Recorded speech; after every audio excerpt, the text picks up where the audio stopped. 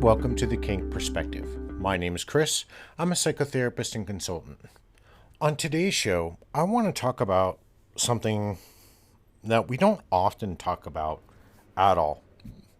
We spend a lot of our time in the BDSM lifestyle discussing the nuances, caring for, making preparations for one side of the slash in regards to DS.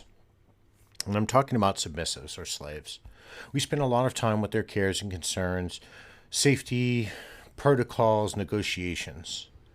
One thing we don't spend a lot of time or very little time talking about is the other side of the slash, the big D, dominance. We need to talk about them for a little bit. We need to pay them a little bit of respect, a little bit of kindness. We need to talk about how do we care for them, why it's important to care for them. On today's show, I want to talk about aftercare and looking after our DOMs in general, and why it's so important and why we seem to sometimes negate this because we spend so much time about worrying just on one side of the slash that we don't really spend that or commit that type of time to thinking about taking care of our dominance and why it's so important. So aftercare, when we think about this type of, comfort and nurturing support and sympathy and checking in, we usually think about this when we're doing this with submissives. Now, what we need to realize is that dominants go for weeks, thinking about an upcoming scene or preparing a scene. They have to plan everything out, maybe get all the proper utilities ready, or the implements that they're going to use, or if set up all the rigging, whatever there's a lot of mental preparation, not including the physical preparation. But let's just stay with the mental for a moment. They're spending and exerting all of this time and all of this mental energy and capacity doing and thinking about everything that's going to be involved in the scene with their submissive. Then they have to go through and talk about, for the most part, however it's negotiated, but for the most part, they're going to do a run through on what may or may not happen and go from there. They may have negotiated 10 things are going to happen, but in reality, the dominant decides to only do 5, right? So this has now culminated in days or weeks of preparation, and finally the scene unfolds. And yes, the submissive has gone through and is exhausted and needs cared for, but we often don't think about caring for the dominant. Typically, all the dominant is again, putting forth that mental and emotional energy is an exertion. As they're thinking about their sub's needs. They're tending to the sore spots that may have been inflicted, that need some treatment or some ice, or maybe getting somebody some water, or comforting them and cuddling them and nurturing them and getting them some chocolate, or maybe their pacifier or a blanket, or going from there. We may also be considering all the different things that went through in the scene. Pardon me. We might be questioning to ourselves, how did the scene go? How would we rate that? Did they like what we did? Did they not like what we did? Have we even got to that? Could I have done this better? Could I have done that better? We're going to be concerned and wondering where our submissive's mind is at, how they're feeling, and eventually what our next scene is going to then look like. All this mental energy is being consistently expended by dominance. And we have to understand, for all of that capacity that our brain is running at, we tend to forget, dominants and submissives alike, how important the element of relaxation, setting back, and caring for ourselves is important, not just for the submissive, but for the dominant as well. We tend to forget that submissives will often say, well, you need to care for me. Well, then who's caring for the dominant? When we are having a rational and thoughtful discussion about aftercare, we have to include everyone, not just one party, in that discussion. right? Now, the dominant in the situation for the most part, it's another part of their job to look after their sub. Absolutely. And it's important for us to make sure we are bringing someone down gently and carefully. We're nurturing them, we're being empathetic to their pain, and we're looking after their physical needs. It's also important as a dominant, we have to start considering our own needs, how we're going to calm our mind, that we may need to hydrate, we may need to relax from all of that physical exertion.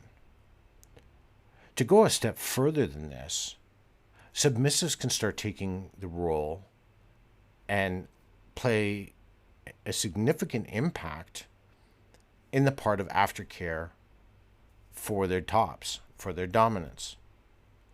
What this does for both parties, it gives us a sense of both mutual satisfaction, mutual appreciation, and mutual care for one another. It grounds us in a way that tells us that our foundation is becoming solid, that we're both concerned with each other's needs. We're not just concerned for one party's needs. And that the true intent of the aftercare itself, since it's nurturing in general, we often overlook the nurturing that's needed for a dominant. So how do we actually care for a dominant? There are a lot of ways we can do self-care as a dom. There are a lot of ways that a submissive can help with looking out for aftercare for a dominant. Some self-care for us can look like, and I know I do this when I'm involved, especially in a heavy scene, I'm going to already have my bottled water sitting there. So when my scene ends, I'm obviously going to go through my safety checks and protocols. Depending on what the scene is, I'm going to get my sub down or untied or unbound or whatever. I'm going to look after her, get her what she needs, and get her usually a blanket and sit with her. We don't tend to talk. At the same time, and because we've talked about it and negotiated over the years, I will probably get, depending on how long the scene is or how heavy the scene is, I may need to not only drink water, but I might even have a can of soda if I get low blood sugar, for example, or might have some chocolate with me. I definitely need to I need to sit and rest and relax for a minute to get back some of that exertion, to recover some of my energy that I've just exerted. What's really nice is on occasion, part of the nurturing instinct with my submissive is she will give me a massage. And she'll lean into me while she's giving me a massage so we can talk about the closeness. I can feel her touching me and me touching her. Sometimes there are times I will solely look after her. We will end the scene, we then go on our own ways. And I'm just going to go and sit by myself now and reflect. And I need my alone time. I want to recharge my batteries. And you doms out there that are listening to this is a really key thing. Because in that alone time, we can reflect on our scenes quietly. We can maybe take some notes for what we did or didn't do, especially after we've gone through the scene itself, right? It also gives us a moment to get with our own thoughts and just sit there and let our thoughts go. We have to understand that we're not going to always do everything perfectly, no matter how much experience we have or how much pre-planning we've done. So we have to learn how to forgive ourselves. We have to learn and look at maybe keeping a diary. With my submissive, she has an ongoing submission diary that she uses constantly, especially after scenes or in between that we discuss sometimes or not. But it's a way for her to reflect. We can do the same as dominants in keeping a training journal or a dom journal. So we can have introspection of how we were feeling, like if we're not at our best and we decided to stop a scene, or we were going through a negotiation and we felt it was rough and it was too draining, so we stopped and backed away, and maybe we made some notes why, right? We can do some of these things. When we are asking submissives to start considering is, one of the most powerful phrases is, when something's done, and I'm not saying a lot of subs don't, because I have seen this, but even saying when the scene is ended is just a simple, I appreciate you, or I thank you for your time. I realize, you put a lot of effort into creating that scene and making sure it went off to the best of your ability, and you made me feel safe, and I just want you to know thank you. You can't take that as a submissive for granted, right? That's your opportunity to pipe in and say something to somebody. You're making them feel appreciated. You're making them feel wanted and letting them know that all of their hard work, you really are thankful that they've done that for you. Because I think there's a huge misconception that we're rolling around with these diaries of all of these scenes kind of mapped out in some sort of treasure trove that I just got to crack my book open and I know what the perfect scene's going to be. A lot of our scenes are contrived weeks before they happen. When I do an interrogation scene, for example, I don't know what's going to go into the scene until I sit down, maybe chat with some fellow dominants. I might get an idea from my submissive what type of scene they would like. But just because they like something doesn't mean I'm going to do it that way. Then I'm going to put my own sadistic spin on it. So we're expending all of this energy. So it's nice to hear back when my submissive turns around and she's kneeling and she says, "Thank you, master. I really enjoyed tonight." It's so rewarding to hear. It's so fulfilling to hear. Another thing, we can, submissives can do is, you know what? Just like us dominants are checking in and we're keeping an eye on to make sure that our subs are doing okay, you can do the same.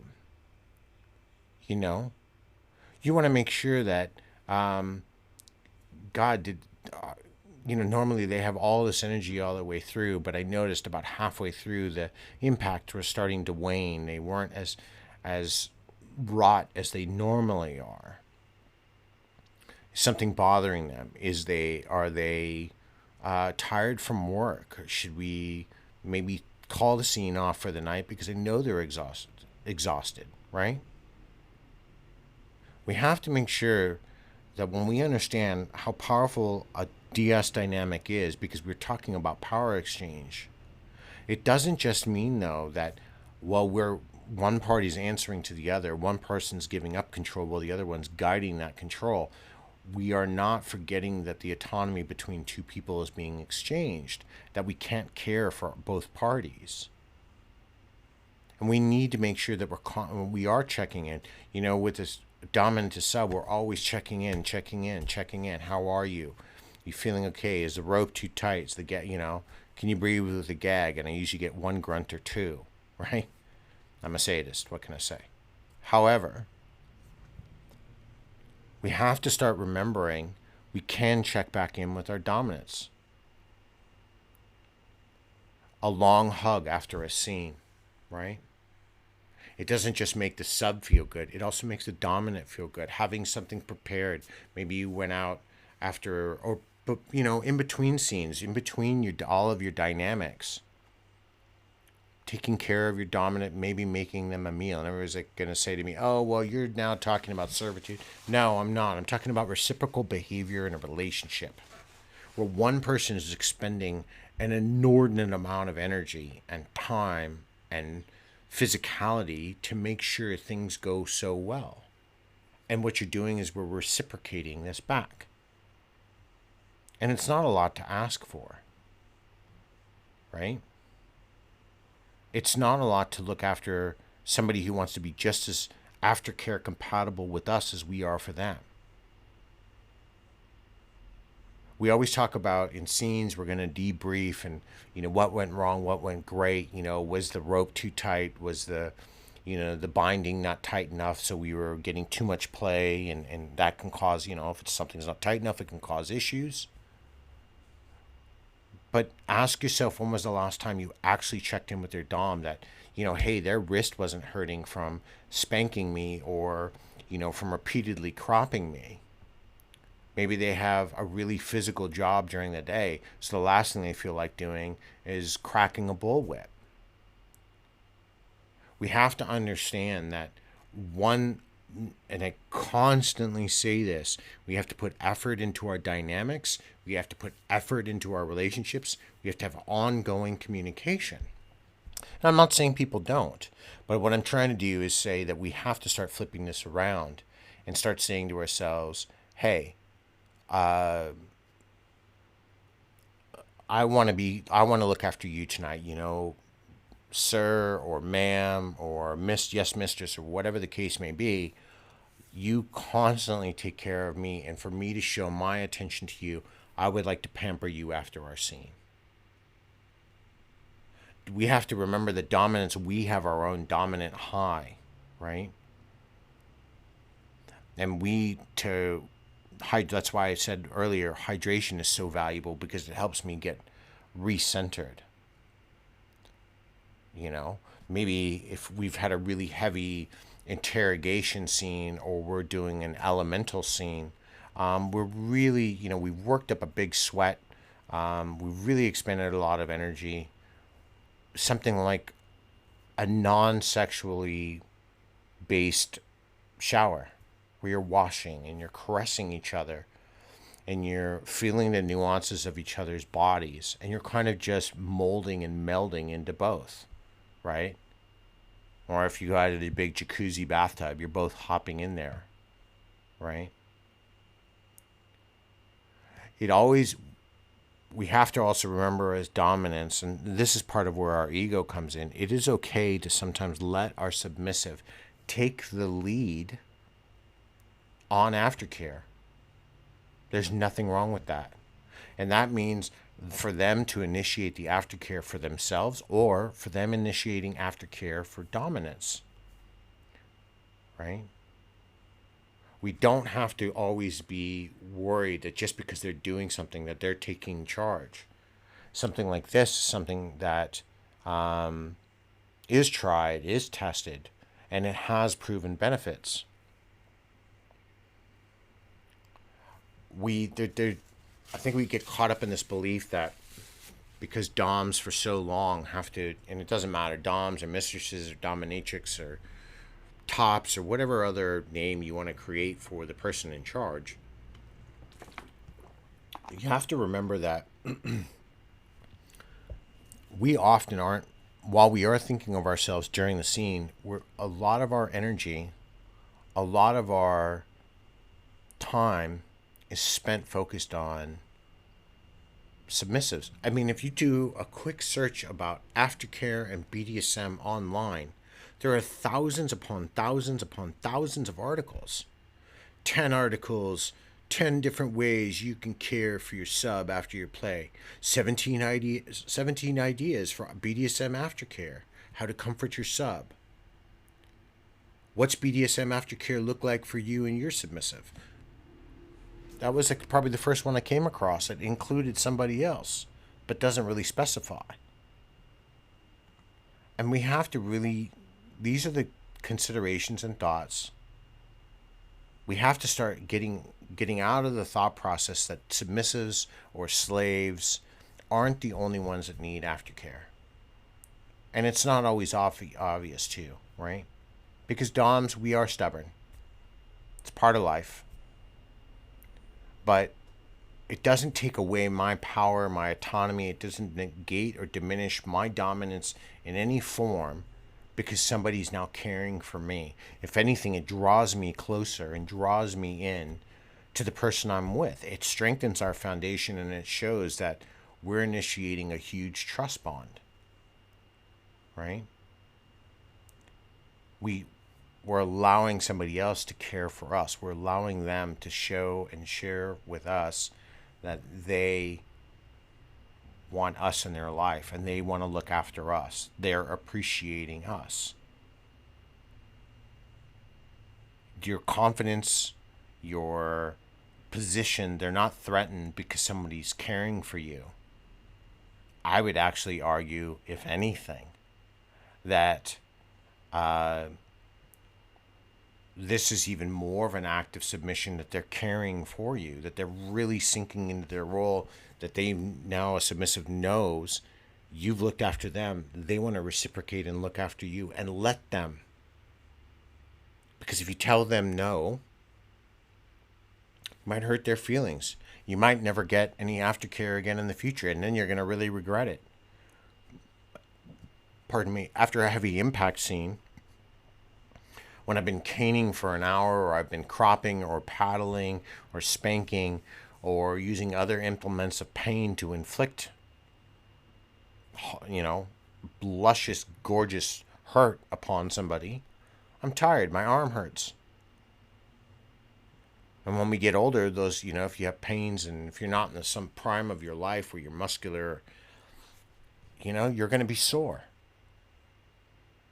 And it's okay to allow us as the dominant to be in the hands of our submissive and let them care and let that warmth come and envelop us as much as we want to envelop them and look after them.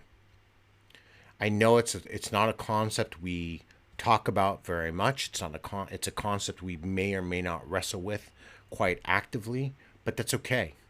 It's a concept that you can start initiating in conversations, right? You can initiate these conversations in your dynamics. And if you don't, start to.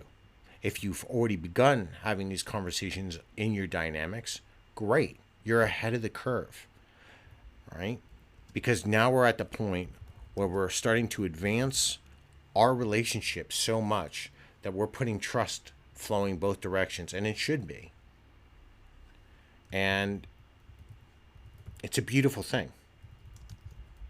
I know a lot of my fellow doms out there are going to more than likely think that, oh, well, it's not very domly to allow my sub to take care of me. But why not? I would challenge your thinking. Why not? We want our subs to service us. We want them to be the implements of our, fantasies when we're inflicting harm or hurt upon them, right? We want them to kneel, and we want them to say yes or no, or we want them to say yes, mistress, or yes, master, or whatever the case may be. But God forbid we're crossing a line that we want them to care for us. I tell you what, I'd rather have somebody who 1,000 times wants to reciprocate how they think and feel towards me than just be my little punching bag and then be selfish and take all of that care and attention for themselves and not give me anything back in return. That's a selfish relationship, right? We have to consider that. I've said this before, I'll say it again, so I kind of keep driving this point home. A relationship is a two-way street. A dynamic is a two-way street. It's not a bike path. And if it is, or somebody's trying to make it that way, you need to maybe reevaluate the relationship you're in. If you are, though, these people who have already started experiencing submissives, if you are listening to this and you are implementing aftercare with your dominant, leave a message in the comments and let me know what does that aftercare look like. Or if you're a dominant that is going through this with your sub and you've really kind of entered this realm, what does that look like between the two of you? I'd really love to hear more about this. I really want to talk more about this conversation. It's really quite important, and it doesn't make us any less dominant. If anything, it shows the resolve of our dominance to allow ourselves to be cared for, right? Think about that for a little bit. Until next time, everybody, be safe and stay kinky.